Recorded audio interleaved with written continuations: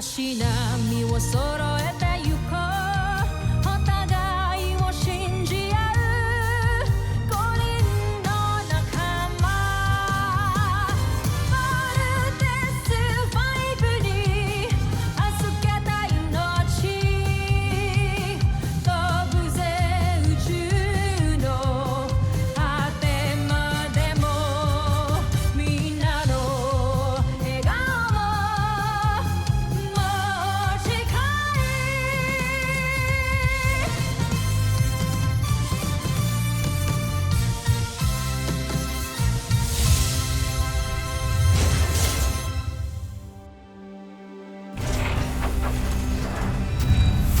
Ang nakaraan sa Voltes 5 Legacy.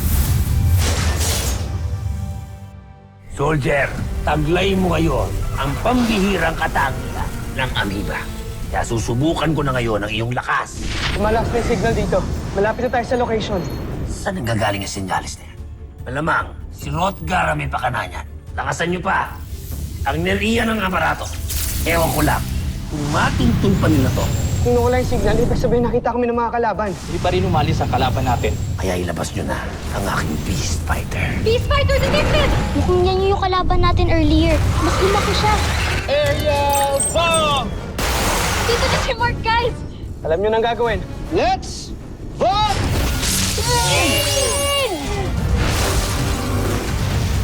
Para siyang naging tikbalang ah. Pagkakataon mo na to para makabangi kay Voltes 5. Tuloy mo ba yan? Ultra electromagnetic beam! Little John, divert all power to arms! We need to break free! Oh, loko. Masarap ba? Laser sword!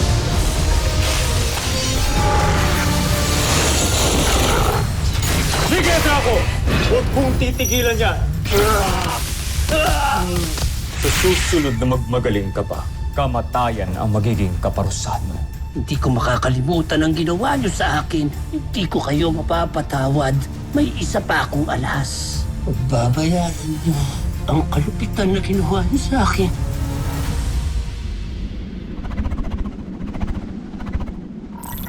Huwag kang mag-alala, Zul. Ako ang bahala magparusa kay Sardos sa mga ginawa niya sa'yo. At sa lahat ng kahihiyang inakyat niya sa pamamahala ko. Joffrey, kung ako tatanungin niyo, karapat-dapat lang talagang palitan si Santos. Dahil aminin natin, hindi naman niya talaga kayang sakupin ang Terra Air 2. Alam ko! Kaya sa mga sandaling ito ay naglalakbay na ang aking emisaryo patungong Terra Air 2 para ituwid ang mga pagkakamali ni Zardos. Hindi na natin kailangan ng prinsipe. Nararapat na siyang mamatay. Mamatay? Oo, Zul. At ikaw ang gagawa nito para sa akin. Patayin mo si Zardo sa lalong madaling panahon dahil wala nang silbi sa akin ang isang inutil na kagaya niya.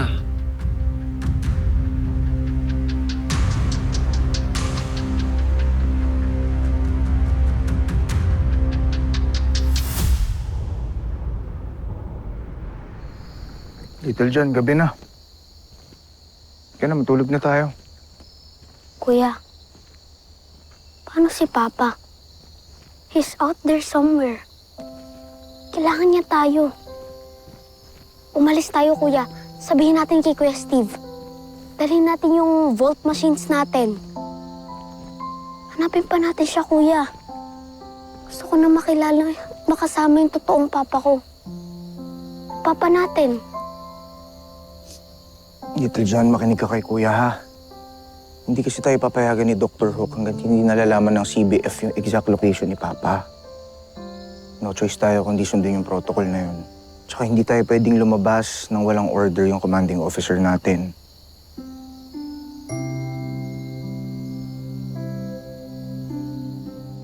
Kasalanan ko to eh. Kasi nakita ko na si Papa eh.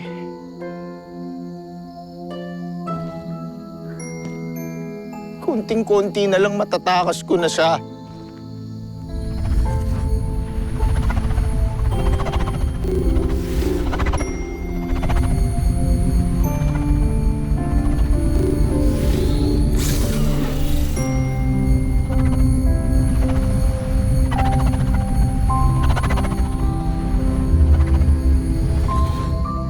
failed him.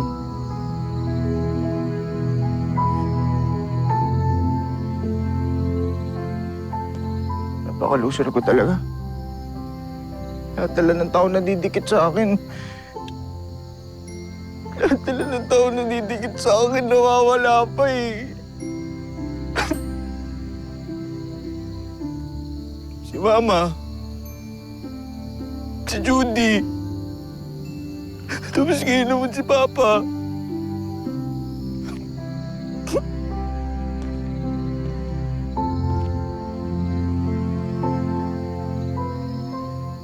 Sorry, Little Jan, ha? Sobrang laki kong failure.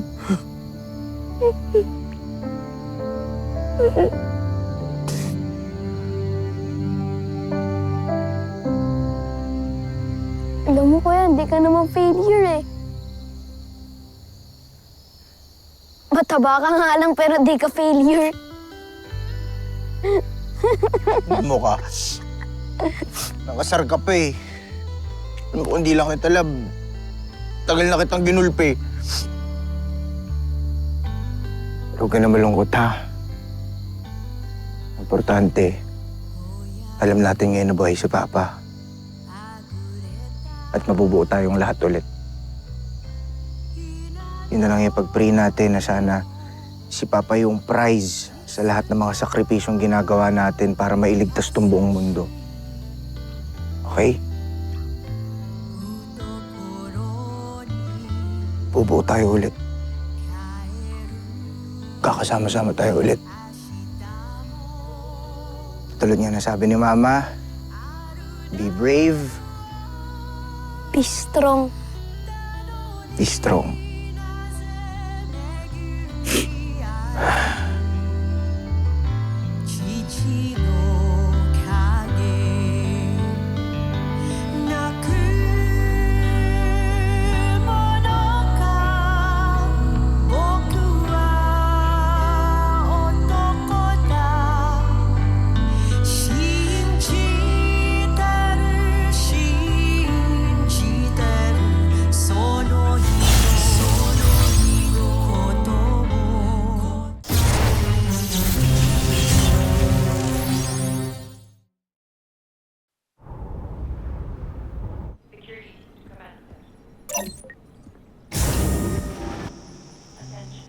What the?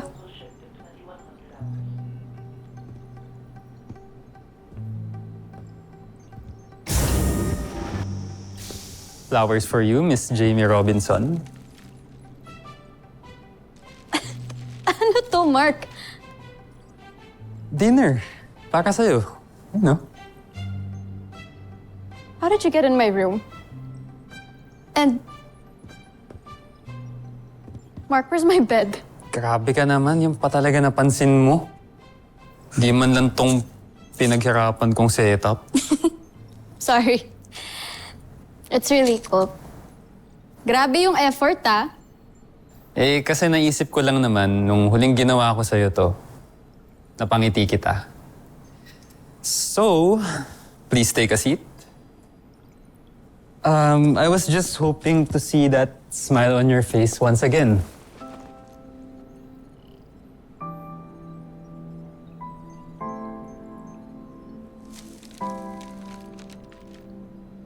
Thank you. Ayan, kain na. Baka mamaya lumamig pa to eh. Eh? Are you expecting someone? Come in. Door open. Jamie, gusto ka lang.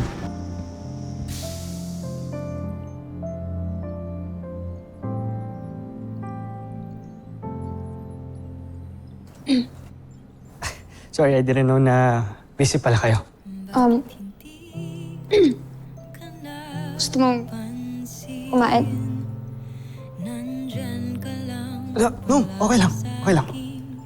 Next time lang. Nothing important naman.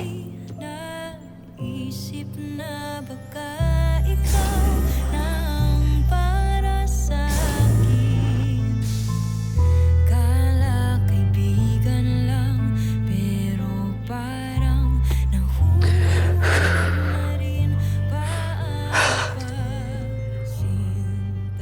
Jamie, alam ko palang favorite mo tong Japanese food, kaya inaaral ko talaga lutuin lahat yan para sa'yo. Talaga? Tikim nga.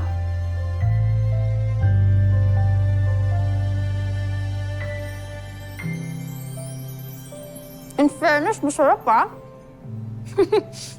Alam mo, kung hindi ka Voltes Pirate, pwede ka maging magalit na siya. Or boyfriend mo. Ano? Hindi, joke lang. Joke lang naman. Loko ka ah. puso sa iba at sa iyo'y mayroon na rin nagmamahal.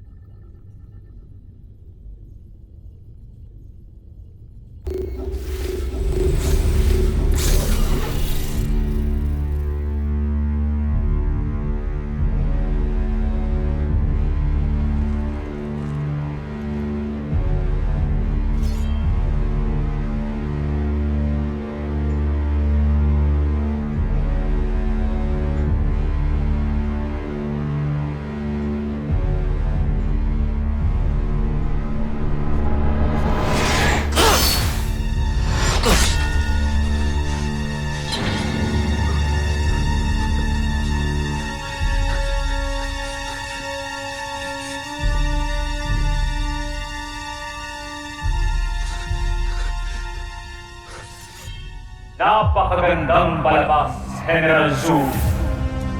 Isa kang traitor.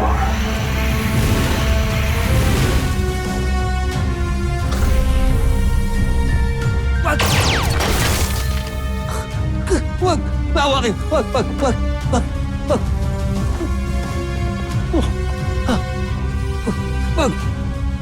Akala mo talaga, Zul, ay mapapatay mo ko nung ganun-ganun lamang.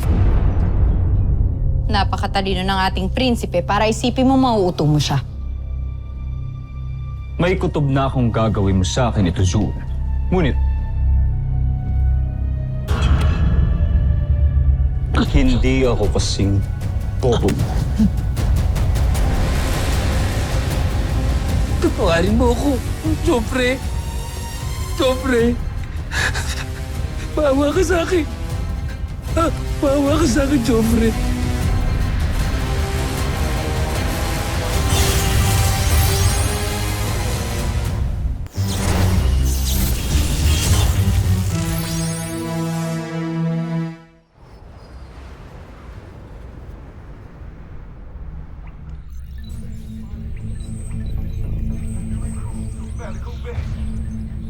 Dr. Hook, Voltes team reporting. Welcome to Earth Defense Force HQ. Dr. Rook, balita ko, masarap daw yung pagkain dito kaysa sa CBF ah. Talaga si Kuya Takaw, ang priority, pagkain eh. Sayang naman wala si Daddy dito. Sa UN kasi siya eh. Dr. Hook, bakit pala dito tayo mag-meeting sa EDF? We need to include Mark in the discussion. Chief Cruz, Yes, sir. please contact Camp Big Falcon. Aye, sir. O nga pala, dito tayong lahat ngayon, no? Kaya si Mark yung OIC sa CBF. Lieutenant Commander Gordon, going on live, sir. Octo 1? Octoan, sure. Oh, loko. Busted ka ngayon. Ginawa mo pang coffee machine si Octoan ah. Dr. Hook, everything's okay here at Camp Big Falcon. So, Dr. Hook, bakit ho dito sa EDF tayo mag-meeting ngayon? Because we have another Busenian visitor here. Busenian visitor?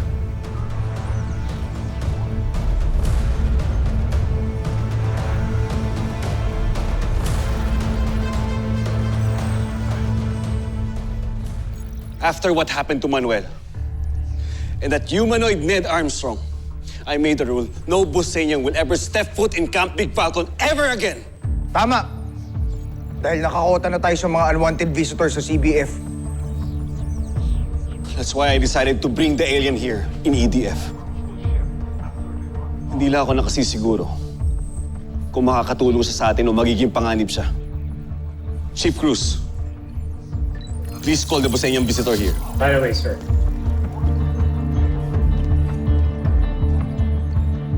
Bukod kay Kuya Manuel at Ate Judy, ngayon lang tayo makaharap ng Busenya na di nagpapanggap. Sino naman tong alien na to? Wala akong pakialam kung sino pa yan. They're humanity's sworn enemy. Pare-pares lang silang dapat ma-eliminate sa planet natin. More like the universe. Tama, mga bad sila.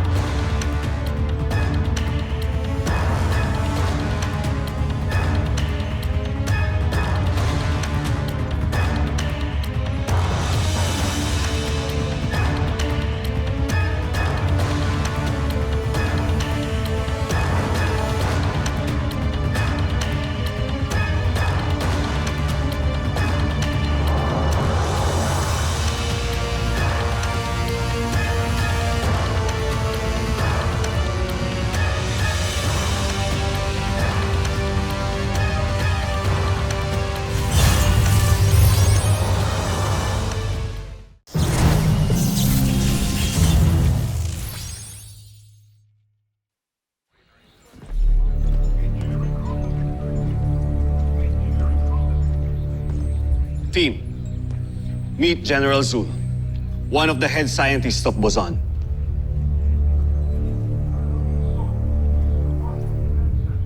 Siguro ikaw ang in charge sa mga beast fighters, no? Yung mukhang butterfly? Kalabaw? Samurai?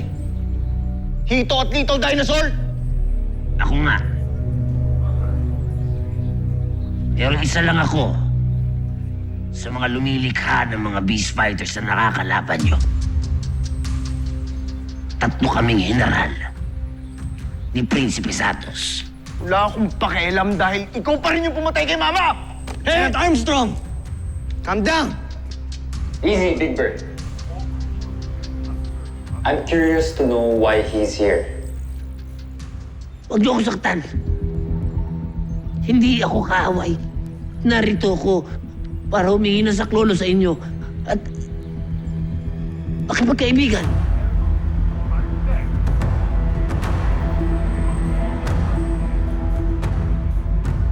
Alam niyo, hindi tayo dapat naniniwala dito sa alien na to eh! Tara, saktan na natin yan! Team, at ease! There's no need to worry. We took the necessary steps to make sure that he's not a threat. Tiniyak namin na wala siyang dalang armas at hindi siya magiging panganib sa atin dito sa EDF. Hindi lang ako nakasisiguro kung makakatulong ba siya sa atin o magiging panganib siya. Tinitiyak ko sa inyo na hindi kayo mabibigo sa pagkupkup sa akin. Kaya ng sabi ko, hindi ako kaaway. Iisa lang ang kaaway natin. Yun ay ang pinuno namin na malupit, na mananakop ng inyong mundo. Walang iba kundi si Prinsipe Santos. Si Prinsipe Zardos, ang prinsipe ng mundo namin at ang pinuno ng Bosenian Star Empire na inutusang sumakop dito sa planeta ninyo. Prinsipe Zardos. Galit ako sa kanya. Dahil isa ako sa pinagmalupitan niya. Kaya maawa kayo sa akin. Tulungan niyo ako. Tulungan niyo ako. Marunong palang umiyak at makiusap ang mga Bosenians. Alam ko, mahirap akong paniwalaan. Oo, General ako na aming imperyo. Oo, isa ako sa lumikha sa mga beast fighters na nakakalaban ng Voltes 5. Pero hindi na ako naniniwala sa pinaglalaban ng aming pinuno. I knew it. Hindi siya karaniwang Bosenian.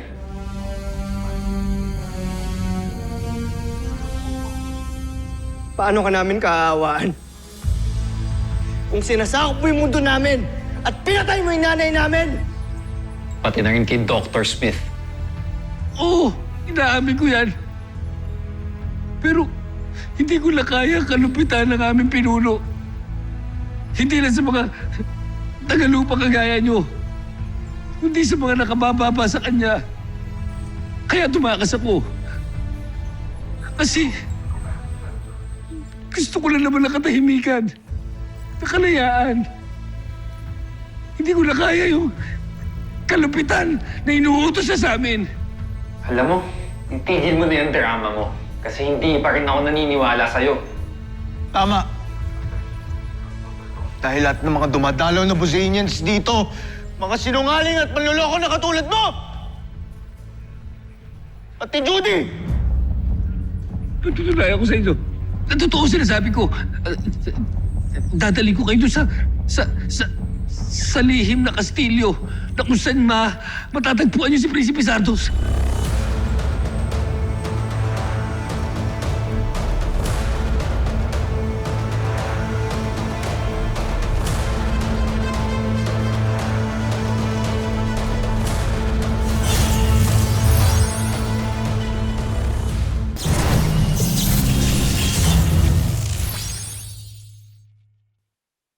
Kuya Steve, Dr. Hook, kailangan natin na-check yung lugar na sinasabi niya. Baka nandun si Papa.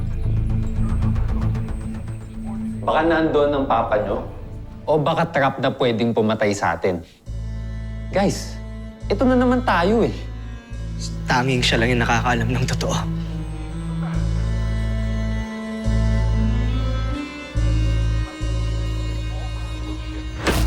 Alam mo,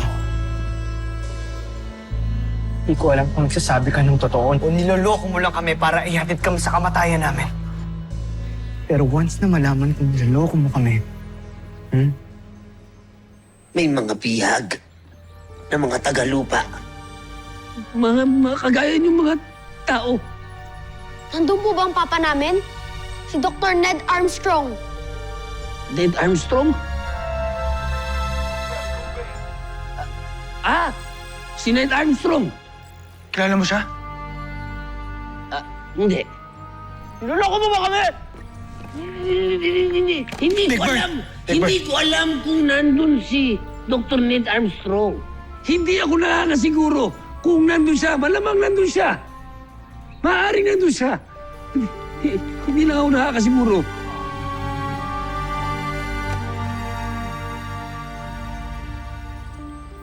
Kuya, mas kailangan nga natin puntahan yung lugar na yun. Tama, kailangan natin ligtas si Papa. This is insanity. Inuutulang kayo ng alien na yan kasi nakuha niya yung kahinaan yung magkakapatid. Nauhaw kayo sa atensyon ng mga magulang nyo. Kaya binubudol lang kayo niyan. Mark! Please!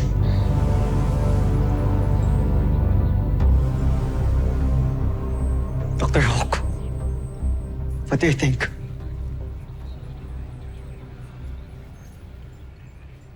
May paraan para malaman natin kung nagsasabi siya ng totoo.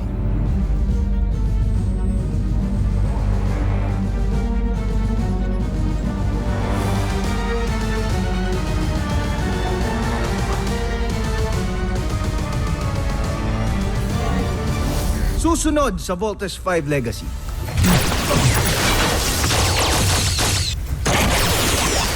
Pinunong Rothgar, nahuli na tayo. Mukhang wala na nga talaga siya. Hingi po ng permission na investigate yung sinasabi niyong lugar. Pakawalan niyo ako. Sasamahan ko kayo. I knew it! It's a trap! Maligayang pagdating! Voltes 5, kinagagal ako kayong makita mo.